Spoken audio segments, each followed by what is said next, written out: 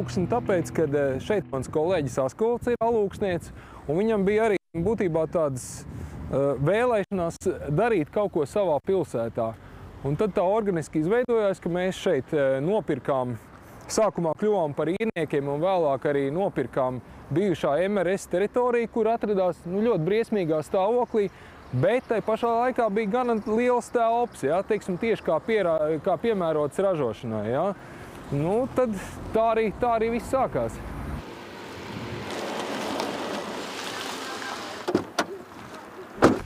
Četri plus galvenais izējmateriāls, ilgstoši par samērā nevērtīgu koksni, uzskatītā apse. Aiz priedes, egles un bērza pašlaik tā ir 4. izplatītākā koku suga. Pateicoties apses īpašībām, tā ir ideāli piemērota pirts apdarei. Šis ir sašķelts zāļmateriāls, un tūlīt mēs viņu liksim iekšā ēvalē, un no tā veidosies sienas apdars dēles saunām un infrasarkanām kabīnēm.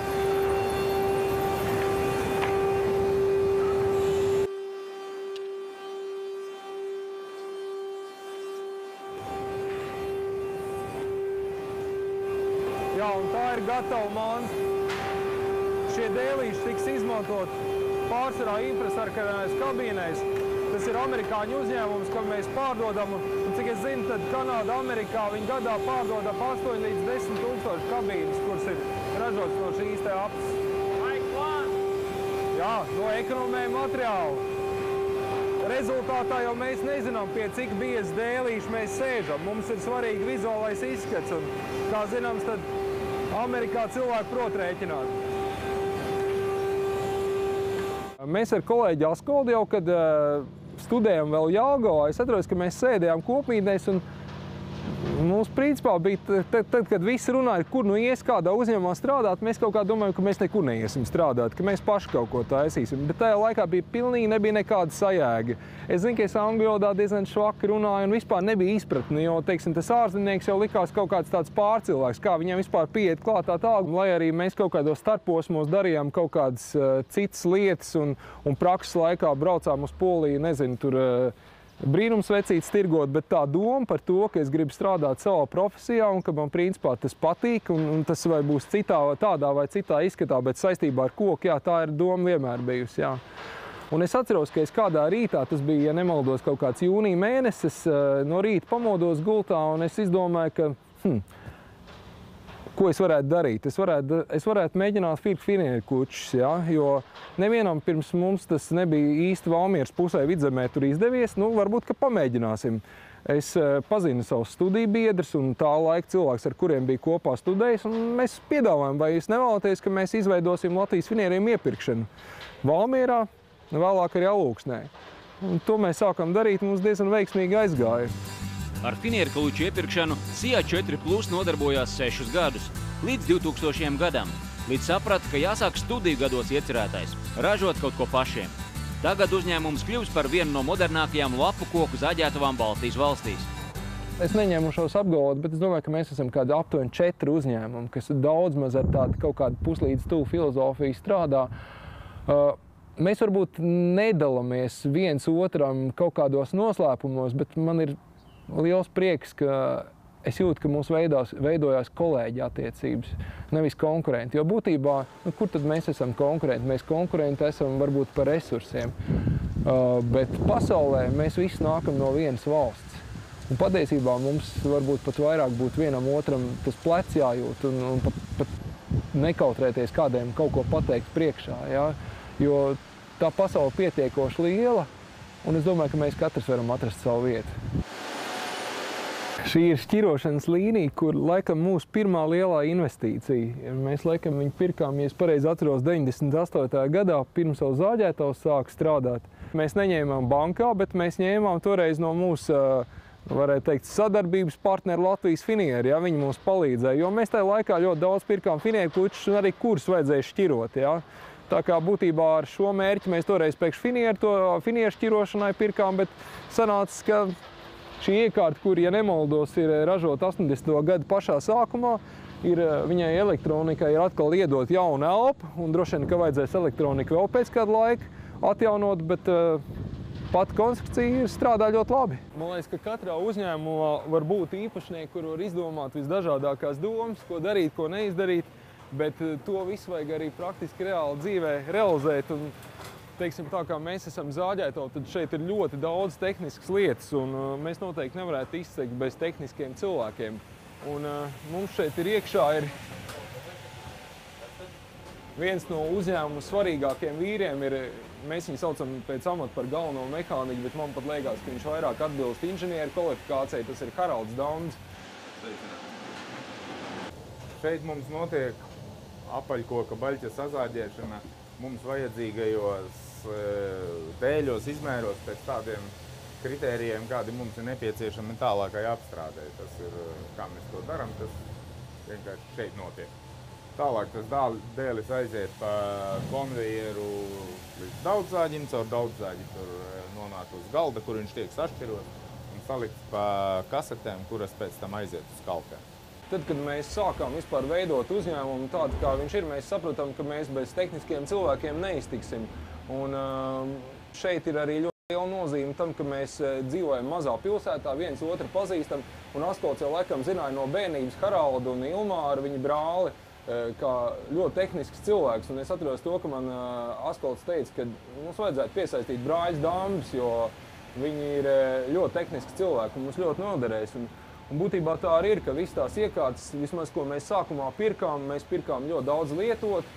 Katru lietu vajadzēja apčubināt, apgaldīt, saremontēt, un praktiski viss izgāja šeit caur Haraldu un Ilmāru rokām.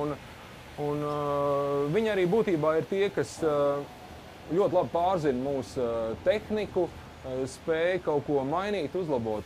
Viss šitais transportieri, viss tas lenzāģis, viss tas ir savulaik lietots un pārvests kā zāģētava no Zviedrijas. Tiesa, tas viss ir izveidots pēc mūsu pašu vajadzībām. Visi komponenti it kā ir no kaut kurienes turienes. Zviedrijas šeit ir izgatavoti arī jauni transportieri kādā citā firmā, un pēc tam vienkārši sakombinēts, lai tas process ietu tā, kā mums tas būtu nepieciešams. Būtībā tā jau arī ir tā viena no sarežģītākām lietām, bet dzīve jau tomēr pat arī noliek savās vietās, jo mēs jau tomēr esam ierobežot naudas līdzekļos, bet ir tā, ka vajag izdarīt kaut kādu noteiktu darbu. Tad jautājums vienmēr ir uzdevums, kā maksimāli efektīvi to izdarīt ar iespēju mazākiem līdzekļiem. Mēs, teiksim, ļoti daudz skatāmies lietotas iekārtas, ja tā kā mums ir pietiekoši labi mehāniķi, elektroniķis, ja tad mēs mēģinām, kur vien tas ir iespējams atrast lietotas iekārtas ar pietiekoši labu resursu. Jo vairāk vai mazāk mums tomēr tā ražotne ir, teiksim, diezgan tāda specifiska. Jebkurā gadījumā mums būs kaut kas jāpielāgo. Bet tai pašā laikā, protams, nedrīkst arī būt, ka tabū, ka mums ir jādabū vislētākā iekārta, un lietotā iekārta. Ir arī jāizvērtē, kas ir tas īstais maizes darbs, vai respektīvi, kas ir tas, kas tavai precei piešķir to pēdējo glanci. Ja? Tur, protams, ir jābūt ļoti profesionālām un labām iekārtām. Pēdējo gadu laikā uzņēmēji izveidojuši arī modernu apstrādes ražotni. Rezultātā klientiem tiek piedāvāti dažādu garumu izstrādājumi, līmētas plātnes un brusas, tāpat arī evalēti un profilēti koka materiāli. Es domāju, ka tā ir lielākā kļūda, ko sabiedrība, teiksim, arī nevisai labi saprot, kad uzskats, ka nedrīkst, ka vienmēr visam jābūt pēc iespējas vairāk evalētam un apstrādātam. Jo būtībā ir tā, ka ir jāspēj izvērtēt, vai pievienotā vērtība atmaksāsies atpakaļ caur produktu, ko mēs varam nopārdot. Ja? Tā kā faktiski katrā vietā ir jāizlem, vai ir jēgas piešķirt vērtību, vai to vērtību, to naudu, izmaksas, ko mēs pievienojam, vai mēs caur produktu spēsim atgūt vai nē. Un mēs jau, tā kā izmaksas pēdējos gados ir auguši, mēs ļoti lielu vērību pievēršam, lai tālākos dārgos ražošanas procesos neaiziet produkti, kuriem nav jēgas pievērst vērtību klāt, jo tāpat šie līdzekļi netiks atgūti. Mēs iepriekš bijām zāģētavā, tur baļķis sazāģēja, pēc tam tie nonāk kaltēs. Kādreiz, kad mēs sākām būvējām pirmo kaltu, ja nemaldos kaut kādā 2001. Gadā to vienu, tad mēs domājam tā, ka šo uzbūvēsim, tas jau ir gandrīz vai sapņu piepildījums, Ja kādreiz vajadzēs otru, tad tas ir viss. Tagad ir kaut kāds vesela rinda, 5 gabals un vēl mums trūkst. Tas ir skaidra nosūkšanas ciklons, kur no katras iekārtas, no ēveles, no zāģiem pienāk skaidrs klāt. Patreiz mēs viņus pārdodam, bet tagad vasaras sākumā mēs stādīsim augšā brikešu presi un ražosim paši arī briketes kurināmās. Nav mērķis tikai ražot briketes, bet mums arī tīri tehnoloģiski ir problēma, jo diezgan ātri tas bunkurs ir pilns ar skaidām, tad ir ļoti ritmiski jābūt ir klāt mašīnai. Ja nebūs mašīna, tad apzāsies darbs. Tāpēc būtībā, lai šo problēmu risinātu, ir vajadzīga brikešu presi, jā. Cilvēkiem, man un maniem kolēģiem ir sajūta, ka mēs visi piedalāmies kaut kādā procesa radīšanā. Es domāju, ka tas ir pat nedaudz tādas labā nozīmē ambīcijas. Ja? Mēs esam cilvēki, kas sākuši ne no kā. Un mēs gribam radīt lietas, kas mums pašiem sagādā prieku un par ko mums nav kauns. Es domāju, ka ir labi tas, ka mēs diezgan daudz braukājam pa pasauli, pa uzņēmumam, mēs redzam, mēs salīdzinām sevi. Un jā, mūsu ambīcijas ir būt labiem, ne sliktākiem par viņiem, bet varbūt kaut kādā jomā tālākā nākotnē kļūt labākiem. Tas ir ļoti liels dzinējspēks. Un es pat domāju, ka mēs pārāk daudz kādreiz ar to aizraujamies, kad mums ir azarts, ka mēs, teiksim, kaut kādu investīciju esam apgūši, vajadzētu varbūt it kā nedaudz tā kā ievilkt elpu, kad mēs jau skrienam atkal jau tālāk, jā. Jo tas ir, jā, ka mēs gribam apliecināt, ka mēs varam. Mēs neesam nekādi te sēņa zēni, jā.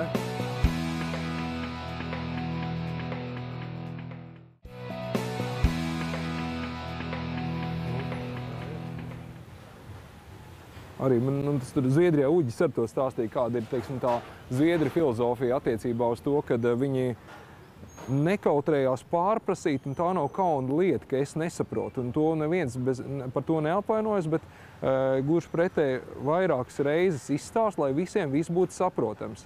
Mums ir tā, ka cilvēks kaut ko noklausās, dzird kaut kādu svešvārdu, ko viņš pats nesaprot, un viņš gudri ģīmi parāda, vai ne, un turpina darboties. Negrib izlikties par muļķi, jā, tieši tā. Šajā kokapstrādes uzņēmumā savu lomu ir ikvienam. Lai attīstītos un augtu, svarīgs ir komandas darbs un viedoklis. Kā jau Druvis pieminēja, mēs ar Aspoldu esam pazīstami kopš bērnības, jo pilsētai maza dzīvojam turpat tūmā. Un, teiksim, tā sadarbība un tā saprašanās, tā ir tāda, teiksim, arī cilvēcīgā līmenī vairāk, ne tā kā priekšnieks ar padoto, bet arī, teiksim, arī par tehniskajām lietām vienmēr tā kā pakonsultējās ar to visu šī patī, kur es stāstīju, kad Zviedrijā bija zāģieta, un mēs divreiz braucam viņu skatīties, kā tur viņa uz vietas vēl tur iedarbināja, parādīja, un tad, vai viņa būtu piemērota mums. To visu mēs tur uz vietas arī redzējām, es arī tur biju līdzi un visu novērtējam, kā viņa būtu mums piemērojama. Principā visās šitās jomās ir tāda, teiksim, appusēja tāda tā kā saprašanās, jo tas ir viss arī nepieciešams, lai ātrāk tās visas lietas notiktu, kuras ir, teiksim, kas ir vajadzīgs. Ja kaut kas tiek pa vienam izlemts, tad tomēr, kaut kā pēc tam ir grūtāk to visu pielāgot uz vietas, varbūt kaut kas nav tāds, kā bijis, un tāpēc arī tiekam kopā pakonsultējamies, pasēžam pie galda, parēķinam kaut ko, pazīmējam. Tas viss tad arī beigās tā kā kopējā bildē aiziet. Būtībā jau tie lēmumi, un tas viss jau sākās, būtībā nāk no tirgus. Mēs vairāk vai mazāk dzīvojam ar to, ka mēs ar savu kolēģi kaut kur braucam kopā mašīnā. Mēs bieži vien runājam par dzīvi, bet agrai vēl mēs nonākam pie sarunas par liederīgo iznākumu. Ja? Un tad arī būtībā rodās tās idejas. Ja? Ideja, kas mums vispār ir jādara, un tālāk ir kaut kāds cilvēku lokus, ko Haralds sauc par kodolu. Es domāju, ka tie ir varbūt aptuveni cilvēki 10, ja? Kas būtībā arī vairāk vai mazāk dzīvo procesā. Un iespējams, ka tad, kad viņš pusdienās ēda pusdienas, viņš prātā par kaut ko domā. Ja? Un es domāju, ka tā arī kaut kā tie procesi dzimst. Ja? Faktiski jau mēs visu laiku domājam, kā kaut ko mainīt. Es domāju, teiksim, ja tā godīgi, tad mūsu jomā droši vien, ka dominējušie tomēr ir kolēģi ziemeļkaimiņi Igauņi. Un tas, par ko es viņu labā nozīmē, viņas apskaužu, es apskaužu viņas tieši par šo puicisko uzdrīkstēšanos un ambīcijām. Viņiem ir ļoti pozitīvas ambīcijas. Viņi saka, mēs būsim lielākie, mēs būsim varenākie. Šis uzņēmums ir lielākais Eiropā. Varbūt, ka viņš nav. Mēs arī, starp citu, varam teikt, ka mēs esam lielākā vai Eiropā apsu zāģētavu, jo viņas vispār ir tikai kaut kādas 5, ja? Un mēs esam, pirmā vai otrā. Varbūt šajā lielīšanās nav nekāda nozīme, un tas varbūt nav vajadzīgs, bet tas, ka mēs gribam ieņemt kaut kādu jomu, tirgu un būt tajā līderi, es domāju, ka no tā nevajag kautrēties, pilnīgi noteikti. Tagad es jums iepazīstināšu ar vienu no mūsu uzņēmumu ļoti svarīgiem cilvēkiem, Renārs. Renārs Salaks ir ražošanas un pārdevošanas vadītājs. Un faktiski dara mūsu uzņēmumā galveno darbu, kas saistīts ar to, lai mums būtu ienākumi, vai ne? Par klientiem, par partneriem, par mūsu pircējiem runājot, droši vien, kad svarīgākais ir tad, kad teiksim, tas pirmais sarunu posms ir garām, kad tu esi ticis līdz reālai sadarbībai, tad turēt to doto vārdu, turēt kvalitāti un precīzas un kvalitatīvas piegādes laikā. Un tas, manuprāt, ir mūsu moto un viena no būtiskākajām lietām, kāpēc mēs teiksim, varam noturēt savu vietu tirgu.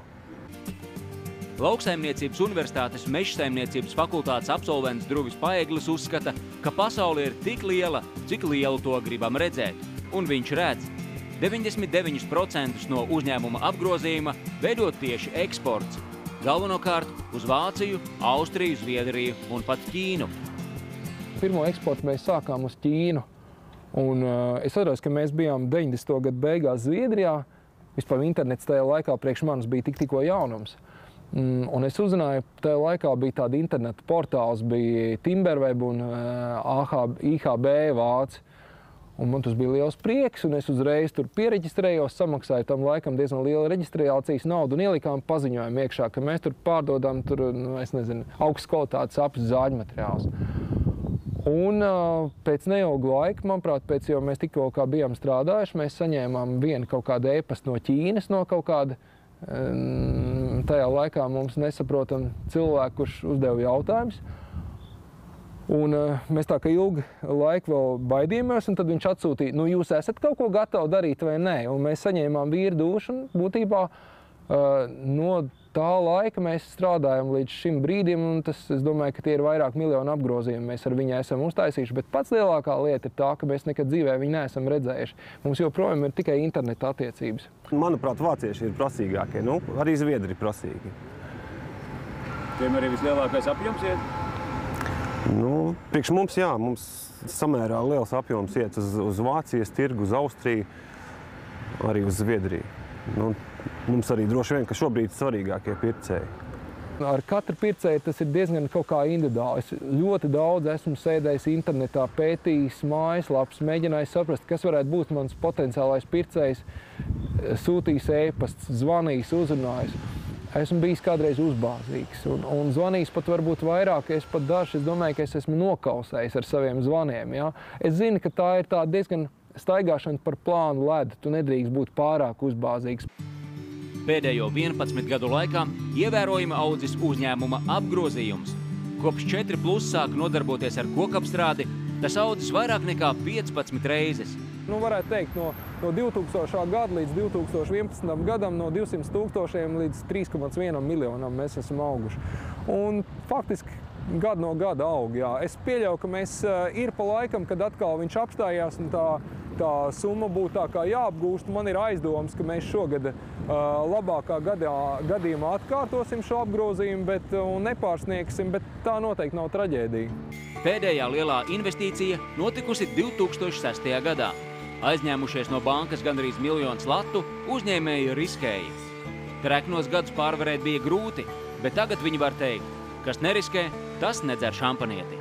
Mēs jau bijām, uz tām izšķiršanās lielā mērā varbūt arī tā kā trenēt, jo varbūt pirmo reizi 70 000 izšķiršanās bija liela izšķiršanās. Tagad pie tās es pieredzu, tad nākamā 200 000, 300 000 un būtībā jau pie katra šīs lietas tu pierodi. Ja? Un, ja tu esi izdarījis iepriekšējo darbu, tev rodās kaut kāda zināma pārliecība par to, ko tu dari.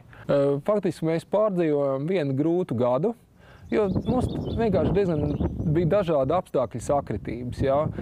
Mēs ieguldījām naudu, kur sadārdzinājās izmaksas un tā tālāk, bet pēc būtības tā investīcija bija ļoti pareiza, jo mēs ieguldījām savā efektivitātē un mēs pēkšņi kļuvām, bet tas mērķis arī bija, ka mēs bijām spējīgi ražot daudz augstākas kvalitātes produktus, kur mums pavērās tirgus. Ja?